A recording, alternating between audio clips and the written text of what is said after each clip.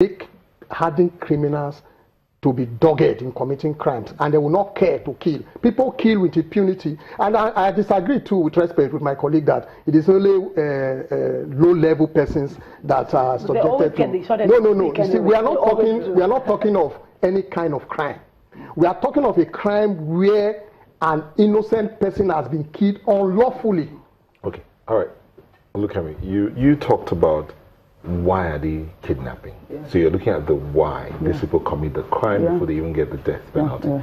Do you think some people even care about why they're doing what they're doing? But I think, and I think that's the problem we're still having, if you're not looking at the why.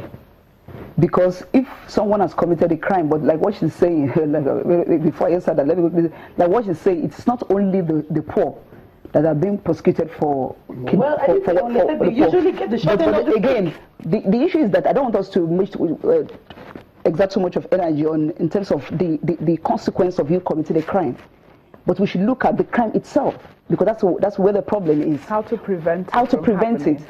People go into kidnapping now because they see it as a lucrative business. They feel that okay, they can one way or the other meet their needs if they kidnap.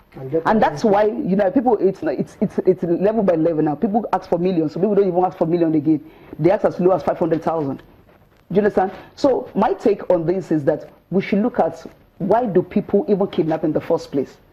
And I will tell you, it's basically because of the situation we find ourselves as a people, and also maybe because of the economic situation of the country. Before now, if, you know, again, I'm not a lawyer, but then in terms of when I look at issues that happen in this country, yes, I agree with you when you say that maybe in terms of our criminal justice system, it favors some people more than the other, which is true.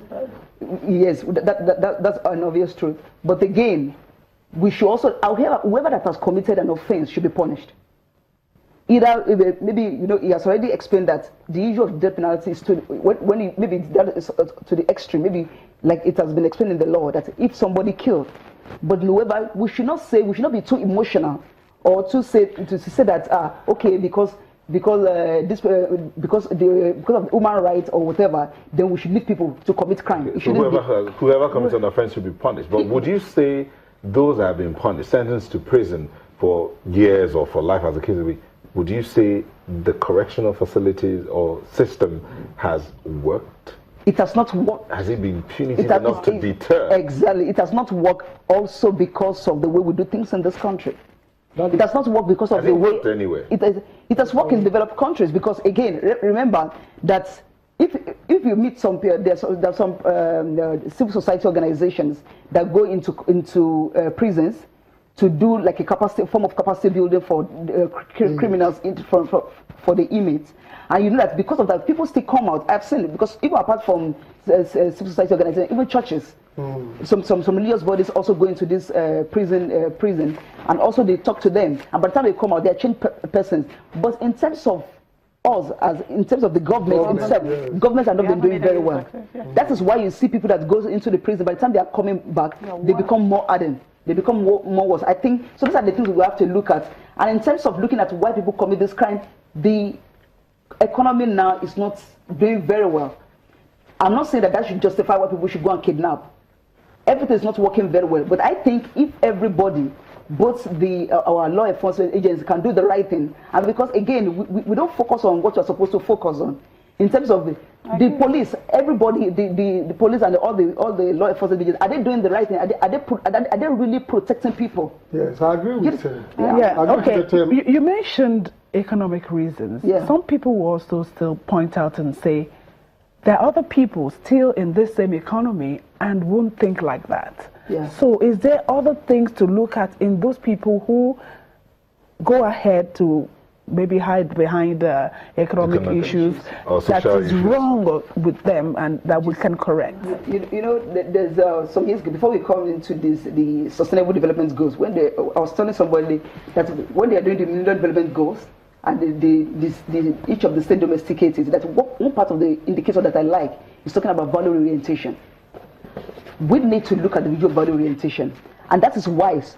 Some people will take the right decision, you know, and that you see, and also it's talking about even everything about this country, even from our institutions.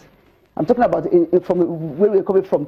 When people are coming, what they teach us?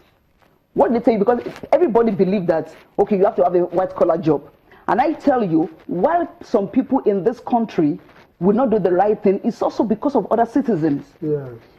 It's not all of us, obviously, it's not all of us that are going to get a white-collar job. But if you're a graduate and you decided to go and learn a mechanic or shoemaking, some people will still tell you that, oh, see your life, despite all the years you have spent in the university. And that's why people are not looking at that angle again. And apart from that, let me give you an instance. There are some other things we do. And the example is some of this, this reality show. I'm sorry to say, this MTN Project Fame and MTN Project Fame. No. Well, I want to point out something there. People will stay in their house or they do this kind of thing for some time. And by the time they are coming back, maybe like after 3 weeks or 1 month, they give them millions of naira.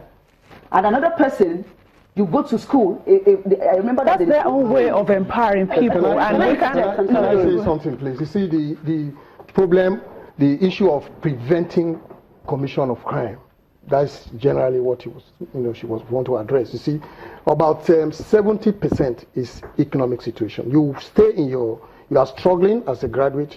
You see these politicians driving big cars, taking big money. You read it, you hear it. You are angry. Nigerians are angry. You see most Nigerians frowning their faces all the time because they are seeing things on the part of government. For example, for God's sake, I see a recurrent expenditure in the budget. I've analyzed it. Recurrent expenditure, billions for purchase of system, laptops and the rest. Is it that the one they bought last year has gone off? You see billions for domestic activities at the presidency, billions. What about the plate and the cutlery that they used last year? You have the allowances, the cumulative allowances that the members of the House of Assembly are receiving, divided into 3. One part will pay 95,000 naira for a graduate per month for 1 year. No, so and this is where it is happening. So it is annoying. People don't want to ordinarily go into crime. We sit down and say, for God's sake. Some of these criminals are graduates. They sit down and they say, look, we cannot allow this to go on. So this must be prevented. And you see, we talk every day. We don't know whether this government is even listening, whether they are implementing. I know that sometimes when media hit them, they take corrective measures. But you that you are criticizing them, you can't go and contest and win because the society is so bad that they are recycling themselves, stealing government money, use it to bring themselves back to power. So they will prevent you from going there as an independent candidate. And we have a lot of people talking about suggesting corrective measures to the government. They are not taking them, they are not using them to work. Okay, but the law will say, you're a lawyer. Yes. Whether it is because of the economic reasons or other reasons, if you commit any crime, then you have the consequences coming on you. Yes. And so, despite the fact that there are challenges, there are things that can make some people more susceptible to committing crime, it still does not negate the fact that you shouldn't do that. We're talking about prevention. We're talking about preventing commission of crime. Improvement in the economy. We to 50% discourage and prevent commission of crime. Now, let us call a spade and not a farming implement. The Nigerian government has failed us. A government that has failed you and wants to turn around and punish you for your reaction to the failure. It's not a government. That's how I see it. Hold on. Are you now justifying crime? No, I'm not. No, I was about to say that I do not want to justify crime with my next points, really. Your first point appears to just